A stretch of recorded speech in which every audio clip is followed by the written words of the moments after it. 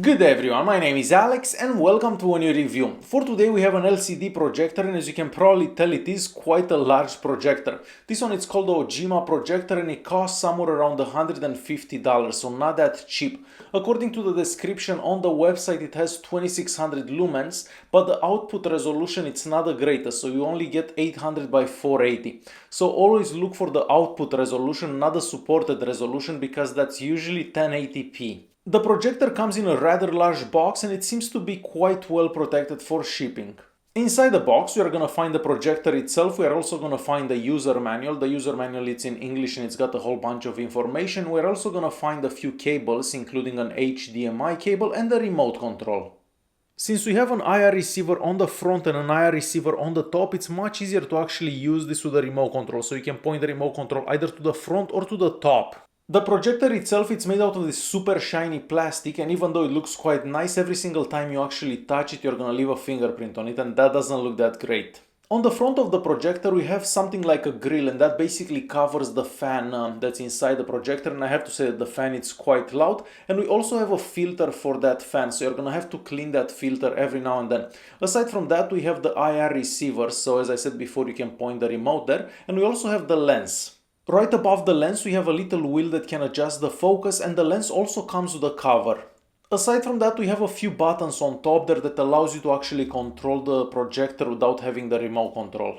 Moving to the right hand side of the projector, there we have some more holes so the projector doesn't overheat, and as you probably know, all projectors heat up because of that big lamp inside of them.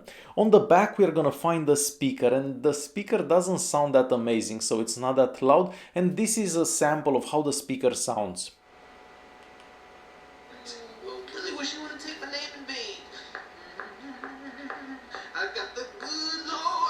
So the speaker, it's definitely not the loudest. Aside from that, we are gonna find the Keystone adjustment, so that basically allows you to tilt the screen back and forward, so depending how you have the projector set, so you can actually see the image straight.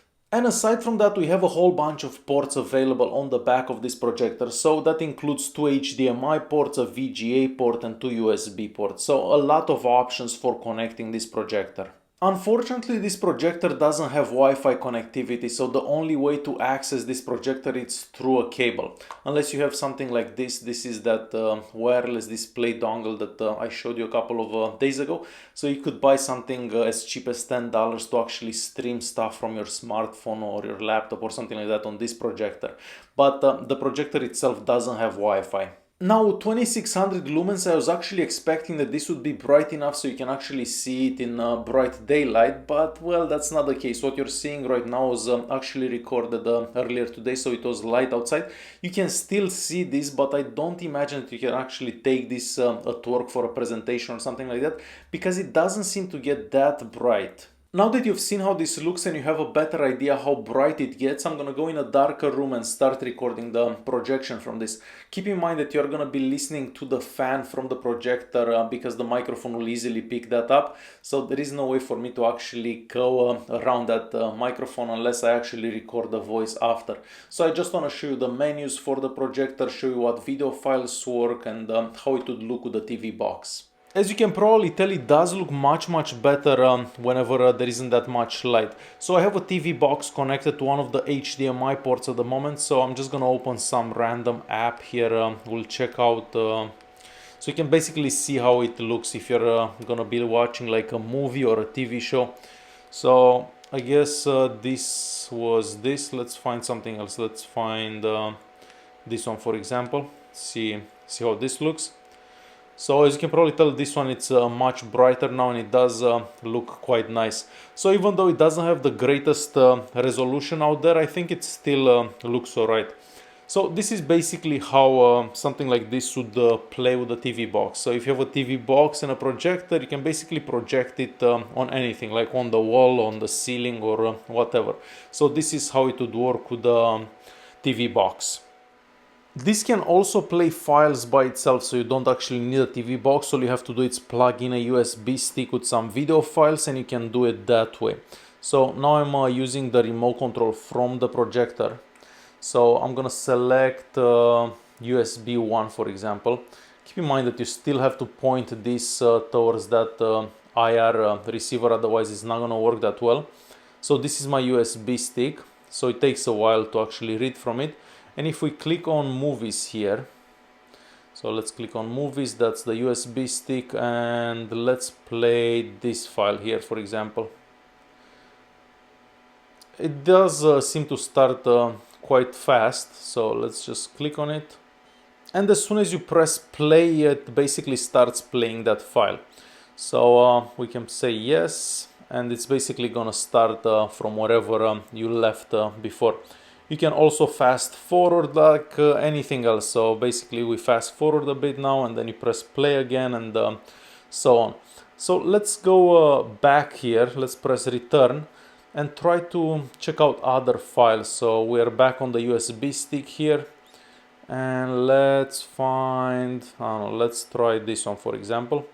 This is another 1080p file, and I just press play. So it takes a second or so till it starts up, but eventually it does work. So this one can also be played, as you can probably see. As for the projector's menu, well, we don't really have that many options. So here we have the picture settings, for example. So the aspect ratio can be either 16:9 or 4:3. So that's about it for here. So let's press menu again. And now let's switch back to the next one. So this is the sound menu, but again, the sound, it's not the greatest. You're definitely gonna have to plug in some speakers. This is a timer basically, so the projector can turn off by itself. And these are gonna be the languages that are available. So we do have quite a few languages available. Make sure that you switch to the one that you want right before you exit, because otherwise it's gonna end up changing the language and it will be quite difficult to actually find English after.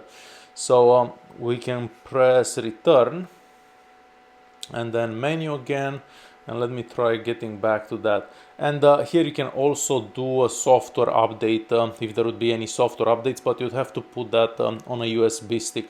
So that's about it for the settings for this projector.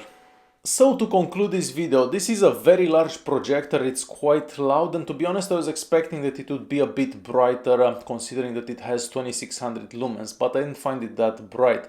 Aside from that, that fan, it's quite noisy as well, and the projector, it's not cheap, so for $150 this is definitely not a cheap projector.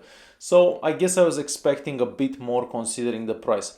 Alright guys, hopefully you enjoyed this video. If you did like it, don't forget to press that like button, don't forget to subscribe, and I'll see you in the next one. Thanks for watching.